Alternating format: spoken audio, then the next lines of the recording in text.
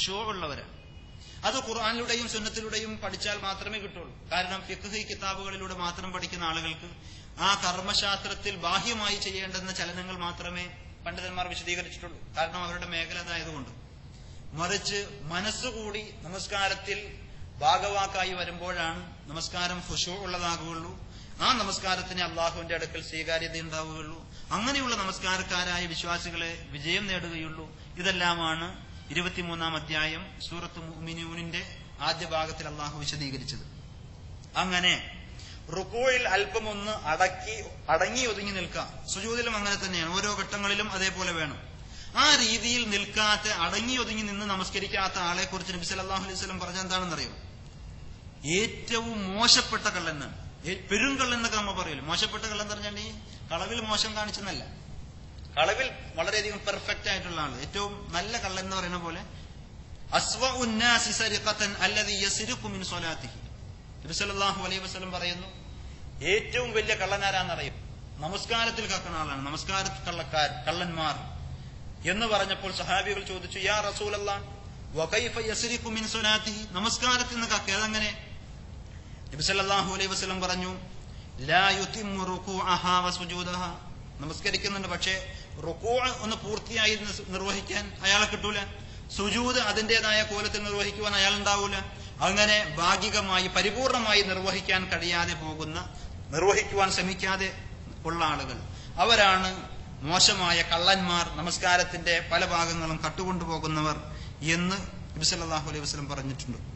പിന്നെ റുകൂഇലെ പ്രാർത്ഥന, നമ്മൾ ദുആഉൽ ഇസ്തിഫ്താഹിന്റെ കാര്യം പറഞ്ഞതുപോലെ റുകൂഇൽ വ്യത്യസ്തങ്ങളായ റിപ്പോർട്ടുകൾ നബി സല്ലല്ലാഹു അലൈഹി വസല്ലമയിൽ നിന്ന് വന്നിട്ടുണ്ട്. അതിൽ ലളിതവും ഏറ്റവും പ്രധാനപ്പെട്ടതും എന്നുള്ള നിലയിൽ ഒന്ന് രണ്ടെണ്ണം പരിചയപ്പെടുത്താം.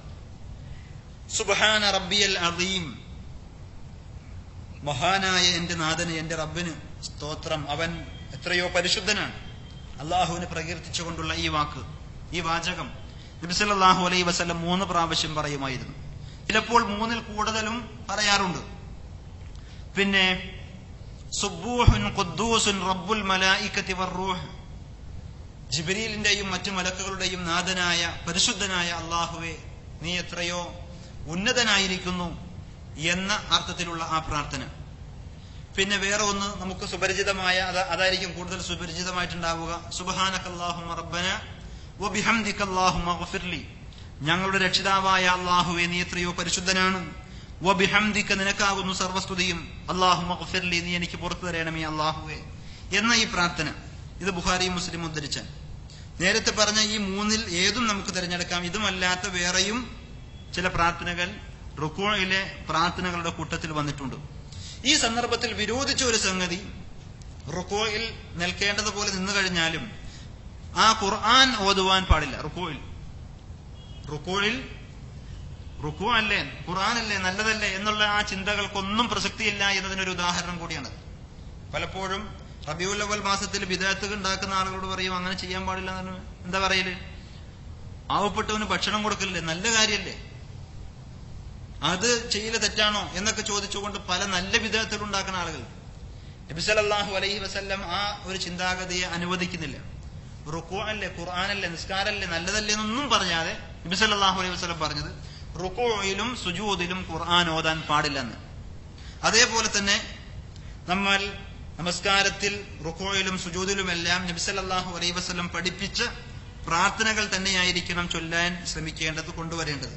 പഠിക്കാത്ത ആളുകളുണ്ടെങ്കിൽ ഇതേപോലെ ചൊല്ലി എഴുതിയെടുത്താണെങ്കിലും കാണാതെ പഠിച്ച് അർത്ഥത്തോടുകൂടി അർത്ഥം ഉൾക്കൊണ്ടുകൊണ്ട് തന്നെ പ്രാർത്ഥിക്കുവാൻ, ആ പ്രാർത്ഥനകൾ ചൊല്ലുവാൻ ശ്രമിക്കുകയാണെങ്കിൽ നേരത്തെ പറഞ്ഞ ഹിൻസബ് എന്ന് പറയുന്ന പിശാചിന്റെ ഷെറിൽ നിന്ന് കുറെയൊക്കെ രക്ഷപ്പെടാൻ സ്വയം തന്നെയുള്ള ഒരു പ്രൊട്ടക്ഷൻ, ഒരു പ്രതിരോധ നമുക്കുണ്ടാക്കിയെടുക്കാൻ കഴിയും.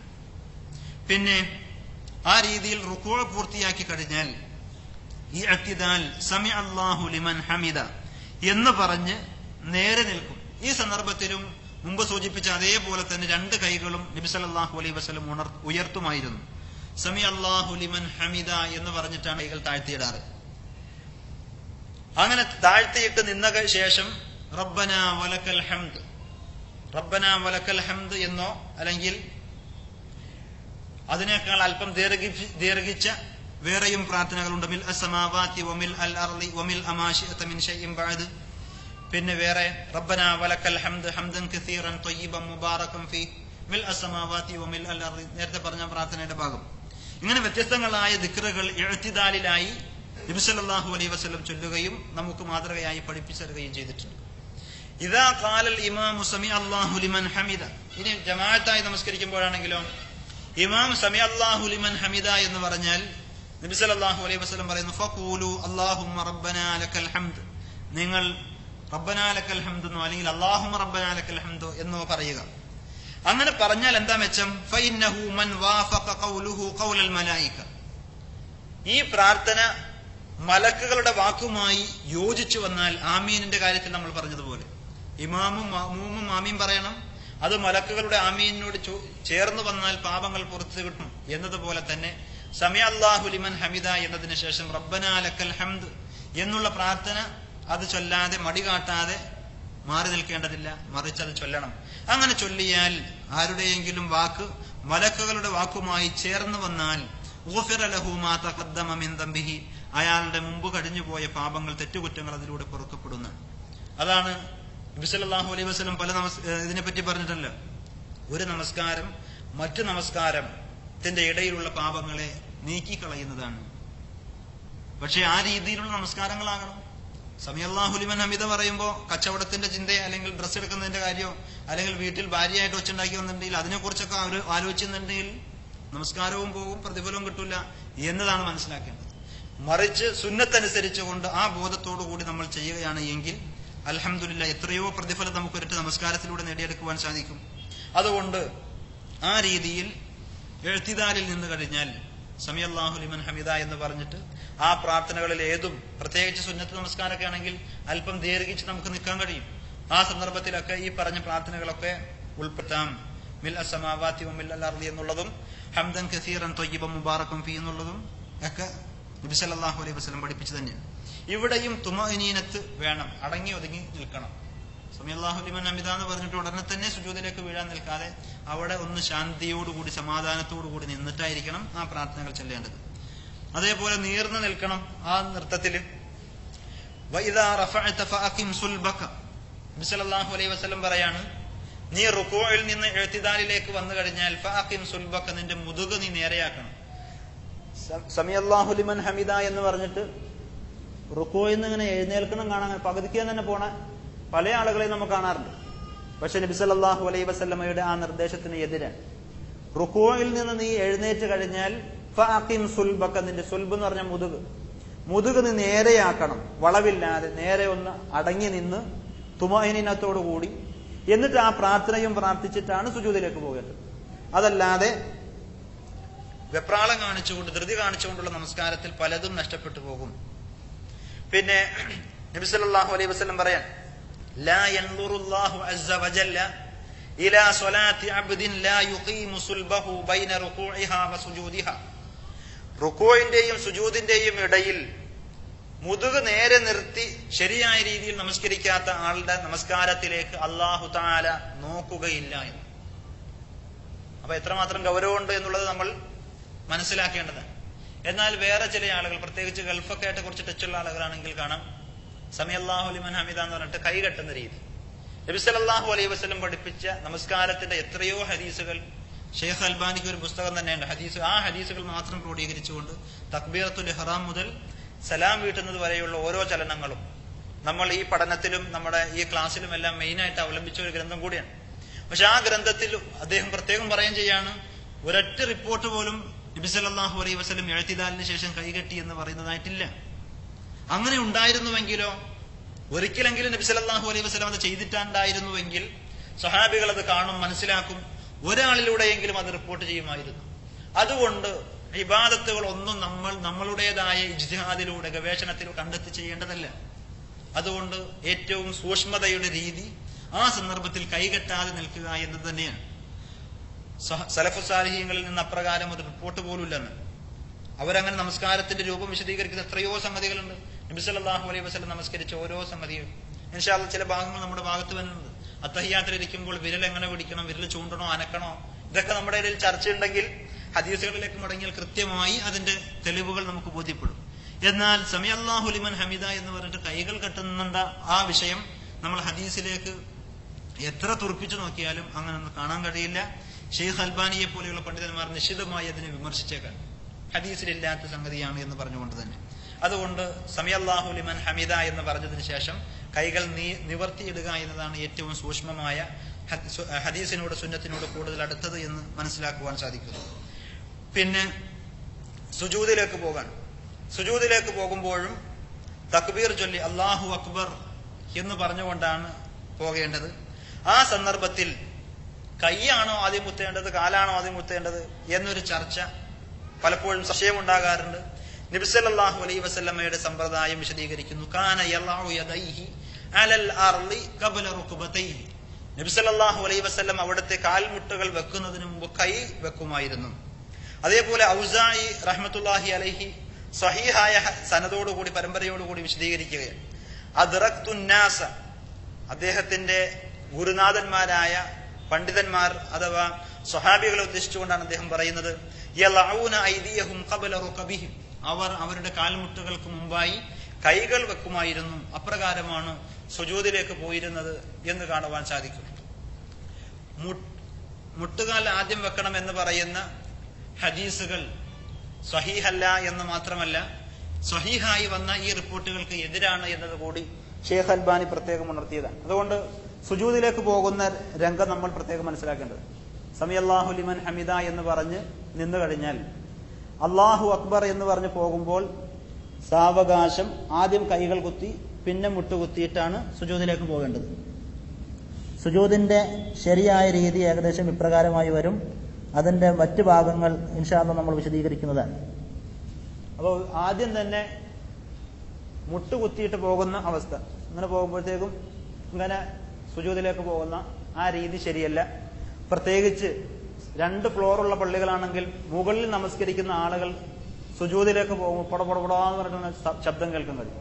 അതെന്തുകൊണ്ടാണ്? ആദ്യം മുട്ട് ചെന്ന് കുത്തുന്നതുകൊണ്ട്. മറിച്ച് ആ രീതിയിലുള്ള പോക്കിനെ നബി സല്ലല്ലാഹു അലൈഹി വസല്ലം വിരോധിച്ചതായി കാണുവാൻ സാധിക്കും. ഒട്ടകം മുട്ടുകുത്തുന്നത് പോലെ മുട്ടുകുത്തരുത് എന്ന് പറഞ്ഞത് പല ആളുകളും നേരെ തിരിച്ചാണ് മനസ്സിലാക്കിയത്. ഒട്ടകം മുട്ടുകുത്തുന്നത് പോലെ കുത്തരുത് എന്ന് പറഞ്ഞത് ഒട്ടകത്തേക്ക് അത് മുട്ടുകുത്തുന്ന രീതി അതിനെ വെട്ടിമറിച്ചിടുന്ന പോലെ, ഒരു ഇടുത്തോ പിടിച്ചോ എന്ന് പറഞ്ഞാൽ ഒരു ഇടിച്ചിടുന്ന പോലത്തിലുള്ള വീഴ്ചയായിരിക്കും. ആ ഒരു വീഴ്ച ഉണ്ടാകാൻ പാടില്ല. നമസ്കാരത്തിൽ പ്രത്യേകിച്ച് സുജൂദിലേക്ക് പോകുമ്പോൾ അടക്കമൊതുക്കത്തോടുകൂടി സാവകാശം, അങ്ങനെ ആദ്യം ഒന്ന് ഇരുന്ന് കൈ വെച്ചുകൊണ്ടാകുമ്പോൾ പ്രയാസമില്ലാതെ ലളിതമായി നമുക്ക് സുജൂദ് നിർവഹിക്കുവാൻ സാധിക്കും. അങ്ങനെയാണ് നബി സല്ലല്ലാഹു അലൈഹി വസല്ലം പ്രാക്ടിക്കലായി പ്രാവർത്തികമായി തന്നെ ചെയ്തു കാണിച്ചത്. ഒട്ടകം മുട്ടുകുത്തുന്നത് പോലെ കുത്തരുത് എന്ന് പറഞ്ഞ ഒരൊറ്റ ഹദീസ് മാത്രമേ ഉള്ളൂങ്കിൽ നമുക്ക് അങ്ങോട്ടും ഇങ്ങോട്ടും വ്യാഖ്യാനിക്കാനും ചർച്ചക്കും പ്രസക്തി ഉണ്ടാകുമായിരുന്നു, മേഖലകൾ ഉണ്ടാകുമായിരുന്നു. പക്ഷെ നബി സല്ലല്ലാഹു അലൈഹി വസല്ലം അത് പറഞ്ഞ പ്രവാചകൻ പ്രായോഗിക തലത്തിൽ അത് ചെയ്തു കാണിച്ചു. അതാണ് നമ്മൾ നേരത്തെ പറഞ്ഞത്. ആദ്യം കൈവെച്ചുകൊണ്ടായിരുന്നു നബി സല്ലല്ലാഹു അലൈഹി വസല്ലം മുട്ടുകുത്തിയിരുന്നത്. പിന്നെ മുട്ടുകുത്തിയിരുന്നു, ആദ്യം മുട്ടുകുത്തിയാണ് സുജൂദിലേക്ക് പോയത് എന്ന് പറഞ്ഞ റിപ്പോർട്ടുകൾ ഉണ്ടല്ലോ, അതൊട്ട് സഹീഹുമല്ല, പ്രബലമല്ല, ദുർബലമായ ഹദീസുകളാണ് എന്നാണ് പറഞ്ഞത്. ഈ സന്ദർഭത്തിൽ സുജൂദിൽ കിടന്നാൽ കൈവിരലുകൾ ചേർത്ത് അത് കിബിലക്ക് അഭിമുഖമായി വെക്കുമായിരുന്നു. ചെവിയുടെയോ അല്ലെങ്കിൽ ചുമലിന്റെയോ നേർ അടിയിൽ അതിന്റെ നേരെ വരുന്ന കോലത്തിലായിരുന്നു നബി സല്ലല്ലാഹു അലൈഹി വസല്ലം വെക്കാറുണ്ടായിരുന്നത്. പിന്നെ സുജൂദിൽ കിടക്കുമ്പോൾ നെറ്റിയും മൂക്കും നിലത്ത് തട്ടുമായിരുന്നു നബി സല്ലല്ലാഹു അലൈഹി വസല്ലമയുടേത്. അതേപോലെ 2 കാൽമുട്ടുകളും കാൽ വിരലിന്റെ തലപ്പുകളും അതിന്റെ അടിഭാഗം ശരിക്ക് നിലത്ത് വെച്ചുകൊണ്ട് തന്നെയായിരുന്നു. ആ കാൽ വിരലുകൾ അതിന്റെ തലഭാഗം ശരിക്ക് ഖിബലക്ക് അഭിമുഖമായി വരുന്ന കോലത്തിലായിരുന്നു നബി സല്ലല്ലാഹു അലൈഹി വസല്ലം സുജൂദ് ചെയ്തത്. ആ സന്ദർഭത്തിൽ കാലുകൾ ശരിക്ക് കൃത്യമായി ചേർന്ന് വരികയും ചെയ്യുമായിരുന്നു. ചില ആളുകൾ കാല് പൊക്കി അതുകൊണ്ടൊരു കളി കളിക്കുന്ന കാണാൻ കഴിയും. ആ രീതിയിലൊന്നുമല്ല യഥാർത്ഥത്തിൽ സുജൂദ് ചെയ്യേണ്ടത്. ആ ഭാഗം ശരിക്കും കാണാൻ വേണ്ടി ഞാൻ കാണിച്ചുതരാം. ഒന്ന്, സുജൂദിന്റെ അവയവങ്ങൾ: മുഖം, മുഖത്തിന്റെ നെറ്റി, മൂക്ക്, 2 കൈപ്പത്തി, പിന്നെ കാലിന്റെ മുട്ടുകൾ, കാലിന്റെ വിരൽ ഭാഗം. ഈ 7 ഭാഗങ്ങൾ, 7 എന്നാണ് നബി സല്ലല്ലാഹു അലൈഹി വസല്ലം ഹദീസിൽ പറഞ്ഞത്, എടുത്തു പറഞ്ഞത്. പക്ഷേ മൂക്ക് പ്രത്യേകം അതിൽ ചേർത്തുകൊണ്ടാണ് പറഞ്ഞത്. നെറ്റിയെയും മൂക്കിനെയും ഒറ്റ ഒന്നിൽ ഉൾപ്പെടുത്തിയത് കൊണ്ടാണ് 7 എന്ന് പറഞ്ഞത്. അതല്ലാതെ നമ്മൾ മനസ്സിലാക്കാൻ വേണ്ടി പറഞ്ഞാൽ ആ 8 ഭാഗവും ശരീരത്തിന്റെ 8 ഭാഗവും നമസ്കരിക്കുന്ന സ്ഥലത്ത് ടച്ച് ചെയ്തുകൊണ്ട് തന്നെയായിരിക്കണം നമസ്കരിക്കേണ്ടത്. എങ്കിലേ സുജൂദ് പരിപൂർണമായ സുജൂദാവുകയുള്ളൂ. നബി സല്ലല്ലാഹു അലൈഹി വസല്ലം അല്ലാഹു അക്ബർ എന്ന് പറഞ്ഞ് സുജൂദിലേക്ക് ഇങ്ങനെ പോയി കഴിഞ്ഞാൽ നെറ്റിയും മൂക്കും നിലത്ത് തട്ടുമായിരുന്നു.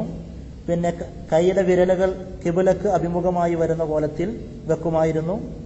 ആ കൈ ചെവിയുടെയോ അല്ലെങ്കിൽ ചുമലിന്റെയോ വരുന്ന കോലത്തിലാണ്. പിന്നെ കൈയുടെ ഈ ഭാഗം ശരിക്കും അകറ്റിപ്പിടിച്ചിട്ട് നബി സല്ലല്ലാഹു അലൈഹി വസല്ലമയുടെ കക്ഷത്തിന്റെ വെളുപ്പ് കാണുമാറ് വിടർത്തി വെക്കുമായിരുന്നു എന്ന് ഹദീസുകൾ കാണുവാൻ സാധിക്കും. അതുകൊണ്ട് ഇങ്ങനെ വെക്കുന്ന രീതി ശരിയല്ല. മറിച്ച് കൈയുടെ ഭാഗം പാർശ്വഭാഗങ്ങളിൽ നിന്ന് അകറ്റി വെക്കുകയാണ് വേണ്ടത്. പിന്നെ കാലിന്റെ ഭാഗമാണ് ശ്രദ്ധിക്കേണ്ടത്. കാലിന്റെ ഈ വിരലുകൾ പരമാവധി വളഞ്ഞു തന്നെ വന്നുകൊണ്ട് കിബിലക്ക് അഭിമുഖമായി വരുന്ന കോലത്തിലാകാൻ ശ്രദ്ധിക്കണം. ചില ആളുകൾ ഇങ്ങനെ കാല് പൊക്കി വെച്ചിട്ട് ഇങ്ങനെ കളിക്കലൊക്കെ ഉണ്ട്. അതേപോലെ ഇങ്ങനെ വെക്കുന്ന ആളുകളുണ്ട്. വേറെ അകറ്റി പിടിക്കുന്ന രീതിയുണ്ട്. അതിൽ നിന്നെല്ലാം വ്യത്യസ്തമായി കാല് രണ്ടും ചേർത്ത് പിടിച്ച് കാലിന്റെ വിരലുകൾ പരമാവധി കിബിലക്ക് അഭിമുഖമായി വരുന്ന കോലത്തിലായിരിക്കണം സുജൂദ് ചെയ്യേണ്ടത്. അങ്ങനെ സുജൂദ് പരിപൂർണമായി ചെയ്യാൻ കഴിഞ്ഞാൽ നബി സല്ലല്ലാഹു അലൈഹി വസല്ലം പറഞ്ഞത് അഖ്റബു മാ യകൂനുൽ അബ്ദു മിർ റബ്ബിഹി ഫഹുവ സാജിദ്. ഒരടിമ തന്റെ റബ്ബിനോട് ഏറ്റവും അടുത്ത് വരുന്നത് അവൻ സുജൂദിലായിരിക്കുമ്പോൾ ആണ് എന്ന്. അതുകൊണ്ട് ആ സുജൂദ് ആ രീതിയിൽ തന്നെ ആകാൻ നമ്മൾ ശ്രമിക്കേണ്ടതുണ്ട്. സുജൂദിന്റെ ഓരോ അവയവങ്ങളും നിലത്ത് മുട്ടി തന്നെ ആക്കുവാൻ പ്രവാചകൻ സല്ലല്ലാഹു അലൈഹി വസല്ലം പ്രത്യേകം പഠിപ്പിച്ചത്. പിന്നെ വേറെ ചില ആളുകൾ സുജൂദിൽ കിടന്നു കഴിഞ്ഞാൽ ക്ഷീണം കൊണ്ടോ എന്തോന്നറിയില്ല ഇങ്ങനെ കൈ കിടത്തിയിട്ട് സുജൂദ് ചെയ്യുന്നത് കാണാൻ കഴിയും. സുജൂദിൽ കിടക്കുമ്പോഴേ ഈ പറഞ്ഞ കോലത്തിലൊക്കെ ആയിരിക്കും സുജൂദ് ഉണ്ടാവുക. പക്ഷെ സുജൂദിൽ കിടക്കുമ്പോൾ കൈ ഇങ്ങനെ വെച്ചിട്ട് കിടക്കുന്ന രീതി നബി സല്ലല്ലാഹു അലൈഹി വസല്ലം അത് ശക്തമായ രീതിയിൽ വിരോധിച്ചതാണ്. വലാ തബ്സുത്ത് ഇംബിസാത്തൽ കൽബ്, നായ കിടക്കുന്നത് പോലെ കിടക്കരുത്.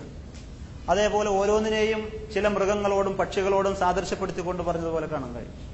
അത് പ്രവാചകനോട് അതിനോടുള്ള വെറുപ്പും ഇസ്ലാം അത് അംഗീകരിക്കുന്നില്ല, അത് വിരോധിക്കുന്നത് മാത്രമല്ല ആ ശൈലി തന്നെ ആ രീതിയിലാണ് പഠിപ്പിക്കുന്നത്.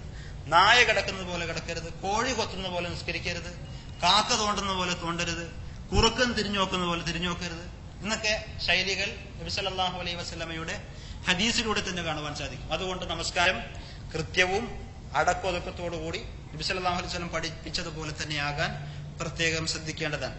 വലാ യബ്സുത് അഹദുകും ദിറാഇഹി ഇംബിസാത്തുൽ കൽബ്, ഇങ്ങനെയാണ് ഹദീസിന്റെ വാചകം.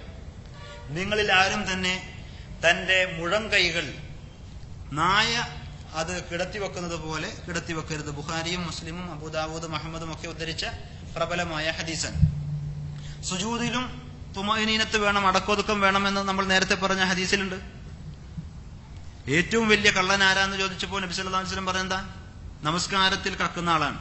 ആ നമസ്കാരത്തിൽ കക്കുന്നത് എങ്ങനെയെന്ന് ചോദിച്ചതിന്റെ വിശദീകരണം നബി സല്ലല്ലാഹു അലൈഹി വസല്ലം നൽകിയത് റുകൂഉം സുജൂദും ഒന്നും ശരിയായ രീതിയിൽ നിർവഹിക്കാത്ത ആളെന്ന്. അപ്പൊ റുകൂഇലും സുജൂദിലുമെല്ലാം അടക്കൊതുക്കം തുമഅനീനത്ത് ഉണ്ടാകണം എന്നത് ആ ഹദീസിന്റെ അടിസ്ഥാനത്തിൽ തന്നെ മനസ്സിലാക്കുവാൻ സാധിക്കും. പിന്നെ സുജൂദിൽ കിടന്നാൽ എന്താണ് പ്രാർത്ഥിക്കേണ്ടത്? സുജൂദിൽ പ്രാർത്ഥനകൾ വ്യത്യസ്തങ്ങളായ നിരവധി പ്രാർത്ഥനകൾ സുജൂദിലേതും വന്നിട്ടുണ്ട്.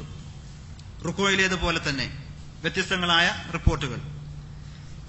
റുകൂഇൽ നമ്മൾ സുബ്ഹാന റബ്ബിയൽ അളീം എന്നായിരുന്നു ചൊല്ലിയതെങ്കിൽ സുജൂദിൽ സുബ്ഹാന റബ്ബിയൽ അഅല എന്ന്, അത്യുന്നതനായ എന്റെ റബ്ബിനെ ഞാൻ പ്രകീർത്തിക്കുന്നു, അവൻ എത്രയോ പരിശുദ്ധൻ എന്ന അർത്ഥത്തിലുള്ള ഈ പ്രാർത്ഥന നബി സല്ലല്ലാഹു അലൈഹി വസല്ലം ചിലപ്പോൾ 3 അതിലധികമോ പ്രാവശ്യം ചൊല്ലിയിരുന്നു.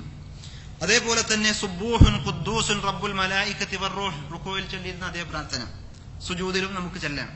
അതുമല്ലെങ്കിൽ നമ്മൾ പൊതുവെ ചൊല്ലി വരാറുള്ള ഇതിനേക്കാൾ കൂടുതൽ അർത്ഥ വ്യാപ്തിയുള്ള പ്രാർത്ഥന ബുഖാരിയും മുസ്ലിം എല്ലാം ഉദ്ധരിച്ചത് സുബ്ഹാനകല്ലാഹുമ്മ റബ്ബന വബിഹംദിക അല്ലാഹുമ്മ ഗഫിർലി, പരിശുദ്ധനും ഞങ്ങളുടെ നാഥനുമായ അല്ലാഹുവേ നിനക്കാകുന്നു സർവസ്തുതിയും, നീ ഞങ്ങൾക്ക് പാപങ്ങൾ പുറത്തു തരയണമേ എന്ന അർത്ഥത്തിലുള്ള ഈ പ്രാർത്ഥന. ഇതുമല്ലാത്ത ഏകദേശം 10-12 ഷെയ്ഖ് അൽബാനി വിശദീകരിച്ചത് കാണുവാൻ സാധിക്കും. അഥവാ ഹദീസിൽ ഇതല്ലാത്തതും പ്രാർത്ഥന വന്നിട്ടുണ്ട്. ഇതിലേതെങ്കിലും ഒന്ന് നമ്മൾ സെലക്ട് ചെയ്ത് പ്രാർത്ഥിച്ചാൽ സുന്നത്ത് നമുക്ക് കിട്ടുമെന്നർത്ഥം. പിന്നെ റുക്കൂയിൽ നമ്മൾ പറഞ്ഞതുപോലെ തന്നെ സുജൂദിലും ഖുർആൻ പാരായണം പാടില്ല എന്ന് നബി സല്ലല്ലാഹു അലൈഹി വസല്ലം പ്രത്യേകം വിരോധിച്ചിട്ടുണ്ട്. എന്നാൽ സുജൂദിൽ പ്രാർത്ഥനകൾ അധികരിപ്പിക്കാം. നമുക്ക് സുബ്ഹാന റബ്ബിയൽ അഅല എന്ന് 3 പ്രാവശ്യം നമ്മൾ ചൊല്ലിക്കഴിഞ്ഞു.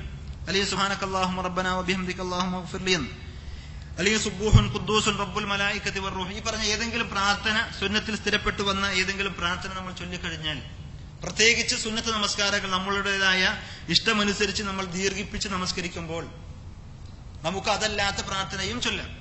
നമ്മൾ പഠിച്ച സുന്നത്തിൽ സ്ഥിരപ്പെട്ട ഏതെങ്കിലും പ്രാർത്ഥന അറബി തന്നെ നമുക്കറിയുമെങ്കിൽ അങ്ങനെ ചൊല്ലാം.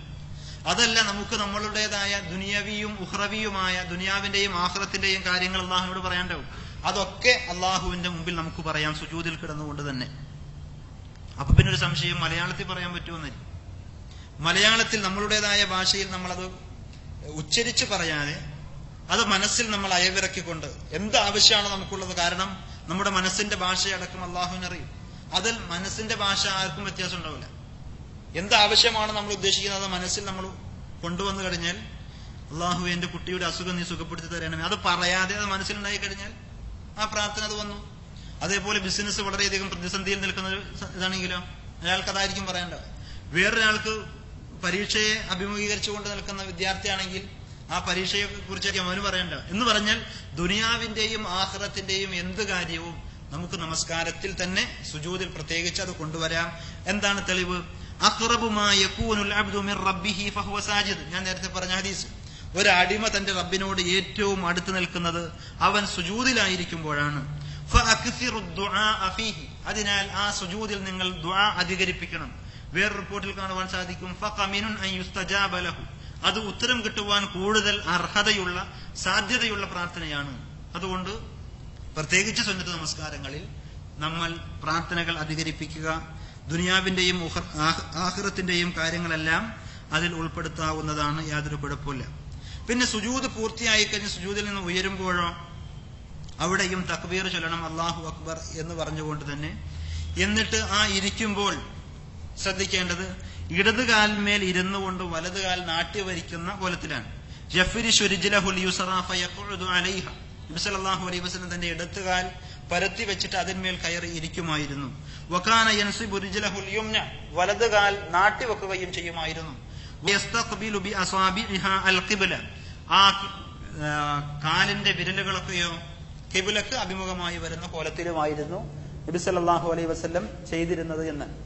അതുകൊണ്ട് സുജൂദിൽ നിന്ന് എഴുന്നേറ്റ് ഇരിക്കുന്ന രീതി നമ്മൾ പ്രത്യേകം നോക്കിക്കണ്ട് മനസ്സിലാക്കേണ്ടതാണ്.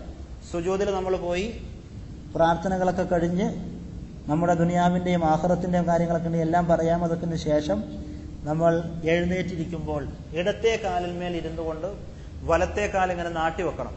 നാട്ടി വെക്കുമ്പോൾ ആ കാലിന്റെ വിരലുകൾ പോകുന്ന കോലം പ്രത്യേകം ശ്രദ്ധിക്കേണ്ടതാണ്. നബി സല്ലല്ലാഹു അലൈഹി വസല്ലം പ്രത്യേകം പറഞ്ഞത് വിരലിന്റെ അഗ്രം, അതിന്റെ അറ്റം ഖിബ്ലക്ക് അഭിമുഖമായി വരുന്ന കോലത്തിൽ. അത് ആദ്യം നമ്മൾ അങ്ങനെ ചെയ്ത് ശീലിച്ചിട്ടില്ലെങ്കിൽ ചിലപ്പോൾ കുറച്ചൊരു പ്രയാസം തോന്നിയേക്കും. പക്ഷെ ക്രമേണ നമുക്കത് ശീലിക്കാവുന്നതേ ഉള്ളൂ. ഇങ്ങനെ ഇടത്തെ കാലിന്മേൽ ഇരുന്ന് വലത്തെ കാല് നാട്ടി വെച്ചിട്ട് ഈ കോലത്തിലിരിക്കുന്ന ഇരുത്തത്തിന് പറയുന്ന പേരാണ് ഇഫ്തിറാഷിന്റെ ഇരുത്തം. ആ ഇരുത്തമാണ് യഥാർത്ഥത്തിൽ നമസ്കാരത്തിൽ കൂടുതലായി വരുന്നത്. അങ്ങനെ ഇരുന്നു കഴിഞ്ഞാൽ പിന്നെ കൈ വെക്കേണ്ടത് നബി സല്ലല്ലാഹു അലൈഹി വസല്ലം തന്റെ 2 കൈകളും ഒന്നുകിൽ കാൽ മുട്ടിന്മേൽ അല്ലെങ്കിൽ തുടയിന്മേൽ വെക്കുമായിരുന്നു എന്നാണ്. ഈ രീതിയിൽ വെച്ചുകൊണ്ട് നമുക്ക് ഇടയിൽ ഇരിക്കുമ്പോഴുള്ള പ്രാർത്ഥനകൾ ചൊല്ലാം. ആ സന്ദർഭത്തിൽ കൈ മുട്ടുകൾ അകറ്റിപ്പിടിക്കേണ്ടതില്ല. നബി സല്ലല്ലാഹു അലൈഹി വസല്ലം ചേർത്ത് വെച്ചിട്ട് ഏകദേശം അത് തുടയുടെ അവസാനത്ത് വരുന്ന കോലത്തിലായിരിക്കും എന്ന് ഇതിൽ വരുന്നില്ല അല്ലേ? ഇരിക്കുമ്പോഴേ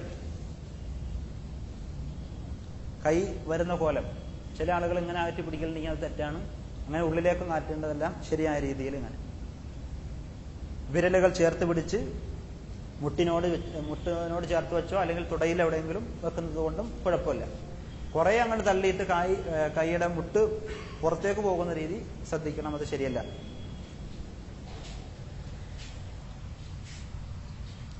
അങ്ങനെ സുജൂദിൽ നിന്ന് എഴുന്നേറ്റ് ഇടയിലിരുന്ന് കഴിഞ്ഞ രണ്ട് സുജൂദുകൾക്കിടയിലും ഇരിക്കുമ്പോൾ അവിടെയും മുമ്പ് സൂചിപ്പിച്ചതുപോലെ തുമഅനീനത്ത് അല്പമൊന്ന് അടങ്ങി ഒതുങ്ങി ഇരിക്കേണ്ടതാണ്. ആ സന്ദർഭത്തിലുള്ള പ്രാർത്ഥന അല്ലാഹുമ്മ ഗഫിർലി അല്ലെങ്കിൽ റബ്ബി ഗഫിർലി വർഹംനി വജ്ബുർനി വർഫഅനി വഹ്ദിനി വആഫിനി വർസുഖ്നി, ഇങ്ങനെ വ്യത്യസ്തങ്ങളായ ആവശ്യങ്ങൾ നമ്മൾ അള്ളാഹുവിന്റെ മുമ്പിൽ ഉന്നയിച്ചുകൊണ്ടുള്ള ഒരു പ്രാർത്ഥനയാണ്. അല്ലാഹുമ്മ അല്ലെങ്കിൽ റബ്ബി, എന്റെ റബ്ബേ, എന്റെ അള്ളാഹുവേ എന്ന് വിളിച്ചുകൊണ്ടാണ് പ്രാർത്ഥിക്കുന്നത്. ഗഫിർലി, നീ എനിക്ക് പുറത്തു തരണമേ. വർഹംനി, നീ എന്നോട് കരുണ കാണിക്കണമേ. വജ്ബുർനി, എന്റെ ന്യൂനതകൾ കുറവുകൾ നീ പരിഹരിച്ചു തരണമേ. വർഫഅനി, എന്നെ നീ പദവികൾ ഉയർത്തണമേ. വഹ്ദിനി, എന്നെ നീ നേരായ മാർഗത്തിലൂടെ നയിക്കണമേ. വആഫിനി, എനിക്ക് നീ സൗഖ്യം നൽകണമേ. വർസുഖ്നി, നീ എനിക്ക് ഉപജീവനം റിസ്ക് നൽകണമേ. എന്നിങ്ങനെ ഒരു വിശ്വാസിയുടെ ജീവിതത്തിൽ ആവശ്യമായ ഏറെക്കുറെ എല്ലാ സംഗതികളും അള്ളാഹുവിനോട് നേരിട്ട് ചോദിക്കുന്ന ആ പ്രാർത്ഥന വളരെ അർത്ഥവത്താണ്. പഠിച്ച് മനസ്സിലാക്കി അർത്ഥം ഉൾക്കൊണ്ടുകൊണ്ട് തന്നെ നമ്മൾ ആ ഇടയിലെ ഇരുത്തത്തിൽ പ്രാർത്ഥിക്കുവാൻ ശ്രദ്ധിക്കേണ്ടതുണ്ട്. അങ്ങനെ അത് പ്രാർത്ഥിച്ചു കഴിഞ്ഞാൽ അത് ഒരു പ്രാവശ്യം ചൊല്ലിയാൽ മതി. അതിനുശേഷം തക്ബീർ ചൊല്ലി രണ്ടാമത്തെ സുജൂദിലേക്ക് വീണ്ടും പോകണം. ഈ പ്രാർത്ഥന ചൊല്ലിയതിനു ശേഷം അല്ലാഹു അക്ബർ എന്ന് പറഞ്ഞ് നേരത്തെ കാണിച്ചതുപോലെ തന്നെ സുജൂദ് ചെയ്യണം. സുജൂദ് പൂർത്തിയായി കഴിഞ്ഞാൽ പിന്നെ രണ്ടാമത്തെ റക്അത്തിലേക്ക് എഴുന്നേറ്റ് വരല. അവിടെ ശ്രദ്ധിക്കേണ്ട പല സംഗതികളുണ്ട്. സുജൂദ് പൂർത്തിയായി കഴിഞ്ഞാൽ രണ്ടാമത്തെ റക്അത്തിലേക്ക് എഴുന്നേൽക്കുന്നതിന് മുമ്പ് രണ്ടാമത്തെ സുജൂദാണ് ചെയ്യണം. ആദ്യ റക്അത്തിലെ ആദ്യത്തെ സുജൂദ് ചെയ്തു, ഇടയിലിരിക്കുന്നു എന്നുള്ള പ്രാർത്ഥന കഴിഞ്ഞു. പിന്നെ വീണ്ടും നമ്മൾ സുജൂദ് ചെയ്തു.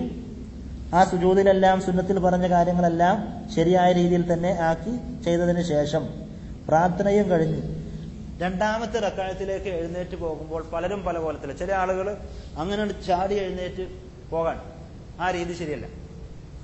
അവിടെ ശ്രദ്ധിക്കേണ്ടത് നബി സല്ലല്ലാഹു അലൈഹി വസല്ലം അല്പം ഒന്ന് ഇരിക്കുമായിരുന്നു. ആ ഇരുത്തത്തിന് പണ്ഡിതന്മാർ ഫുഖഹാക്കൾ പറഞ്ഞ പേര് തന്നെ, ഒരു പ്രത്യേക പേര് തന്നെ നമസ്കാരം ആ ഇരുത്തത്തിന് ജിൽസത്തുൽ ഇസ്തിറാഹ, ഇസ്തിറാഹത്തിന്റെ ഇരുത്തമാണ്. അല്പം ഒന്ന് റെസ്റ്റ് എടുക്കുന്ന വാക്കിന്റെ അർത്ഥം തന്നെ അതാണ്. സുജൂദിൽ നിന്ന് എഴുന്നേൽക്കുമ്പോൾ എന്ത് ചെയ്യണം? സുജൂദ് പൂർത്തിയായി അടുത്ത റക്അത്തിലേക്ക് എഴുന്നേൽക്കുന്നതിന് മുമ്പായി അല്പം ഒന്നിരിക്കണം. അധിക ടൈം വേണ്ട. നമ്മുടെ ഓരോ അവയവങ്ങളും ശരിയായ രീതിയിലേക്ക് വരുന്ന ആ കോലത്തിൽ ഇരുന്നു കഴിഞ്ഞാൽ പിന്നെ കൈകുത്തി എഴുന്നേൽക്കണം. അതാണ് നബി സല്ലല്ലാഹു അലൈഹി വസല്ലം പഠിപ്പിച്ച രീതി. കൈകുത്തി